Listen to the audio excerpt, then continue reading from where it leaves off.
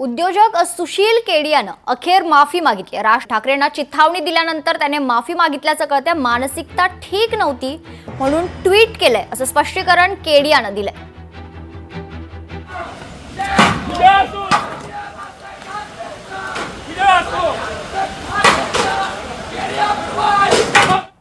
मराठी भाषेवरून सुशील केडिया यांनी मनसे अध्यक्ष राज ठाकरे यांना चॅलेंज केलं होतं आणि आज सकाळी आपण पाहतोय की मनसैनिकांनी याच म्हणजेच वरळी इथे असलेल्या सुशील केडियाच्या ऑफिसच्या बाहेर नारळ फोडलेले आहेत। आपण पाहतोय की सध्या या ठिकाणी पोलीस जे आहेत ते जमलेले आहेत आणि फोडलेले नारळ जे आहेत या ठिकाणाहून हटवण्यात आलेले आहेत। सध्या जर आपण पाहिलं तर या ठिकाणी मनसैनिकांनी हा आक्रोश जो आहे तो व्यक्त केलेला आहे। संपूर्ण इमारत जर पाहिली तर व्ही वॉक नावाची ही इमारत आहे आणि मागच्या काही काळापासून या ठिकाणी सुशील केडियाचं हे ऑफिस जे आहे ती तात्पुरतासाठी त्यांनी घेतलेलं होतं। मात्र मुजोरी जी आहे ती या ठिकाणी सुशील केडिया यांनी केली होती आणि त्याच माध्यमातून आपण पाहतोय की त्यांनी काल प्रसार माध्यमांना देखील मी मराठीत बोलणार नाही, मला हिंदीत विचारा असं त्यांनी बोललं होतं। पण मात्र आता सध्या आपण पाहतोय की मनसैनिकांनी या ठिकाणी नारळ फोडून जो आहे तो आक्रोश व्यक्त केलेला आहे। पोलिसांनी सगळे नारळ जे आहेत या ठिकाणी मनसैनिकांनी जे फोडले होते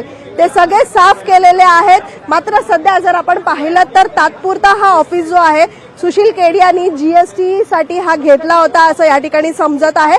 पण मात्र या ठिकाणी तो स्वतः नसून हे ऑफिस बंद आहे। पण मात्र मनसैनिकांनी जो आहे नारळ फोडून या ठिकाणी आक्रोश जो आहे तो व्यक्त केलेला पाहायला मिळतोय। व्हिडिओ जर्नलिस्ट रोहित कांबळेसह मीनाक्षी म्हात्रे, लोकशाही Marathi, Mumbai.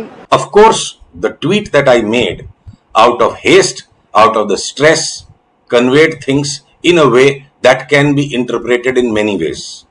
But if you look at my past tweeting, the way I have been appreciative of Raj Thakre ji, I am hopeful he will realize that जब अपने ही अपनों का दम घुटा देते हैं तो गलतियां चारों तरफ होने लगती है।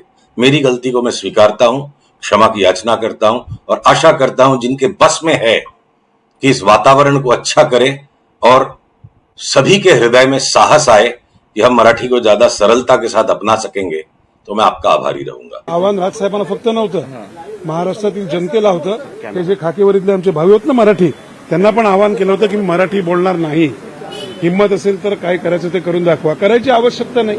आता तुम्ही म्हणताय माफी मागितली ना, मग माफी सर्वदूर जाऊ दे आणि याच्यापुढे कुठलाही मराठी माणसाला किंवा महाराष्ट्राला गृहीत धरताना प्रत्येकाने विचार करा की हा मराठी माणसाचा महाराष्ट्र आहे, हा 12 कोटी जनतेचा महाराष्ट्र आहे, हा शेतकऱ्यांचा महाराष्ट्र आहे, हा महाराष्ट्र पोलिसांचा महाराष्ट्र आहे, हा विद्यार्थ्यांचा महाराष्ट्र आहे आणि सर्वप्रथम हा महाराष्ट्र आहे जो देशाला दिशा द्यायचं काम करतो। आणि या महाराष्ट्रामध्ये सन्मान्य राजसाहेब ठाकरे नावाचे कट्टर महाराष्ट्रवादी विचारवंत राहतात। लोकशाही मराठी ऐका, पहा, जागरूक रहा।